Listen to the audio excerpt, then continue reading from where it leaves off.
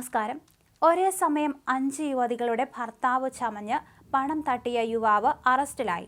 വർക്കലയിലാണ് സംഭവം നടന്നത്. താന്നിമൂട് ഗുരുമന്ദിരത്തിന് സമീപം ലക്ഷം വീട്ടിൽ 31കാരനായ നിതീഷ് ബാബുവാണ് തട്ടിപ്പ് നടത്തിയത്. വർക്കല ചെറുനിയൂർ സ്വദേശിനിയായ യുവതിയാണ് ആദ്യം ഇയാളെ വിവാഹം ചെയ്തത്. കുറച്ചു നാളുകൾക്ക് ശേഷം വർക്കല ശ്രീനിവാസപുരം സ്വദേശിനിയോടൊപ്പം പിന്നീട് വർക്കല സ്വദേശിനിയായ മറ്റൊരു യുവതിക്കൊപ്പവും ഇയാൾ താമസിച്ചു. ഇവരെയും ക്ഷേത്രത്തിൽ കൊണ്ടുപോയി വിവാഹം കഴിക്കുകയായിരുന്നു. ഇങ്ങനെ ഒരേ സമയം 4 യുവതികളുടെ ഭർത്താവായി നടിക്കവെയാണ് 5ാമതൊരു യുവതിയോടുള്ള ബന്ധം തുടങ്ങിയത്. 4ാം ഭാര്യ ഇത് അറിഞ്ഞു.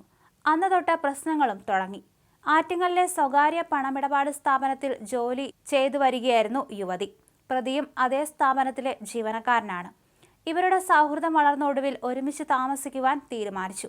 പതിവ് പോലെ ഒരു ക്ഷേത്രത്തിൽ വച്ച് യുവതിയുടെ കഴുത്തിൽ താലി കെട്ടി.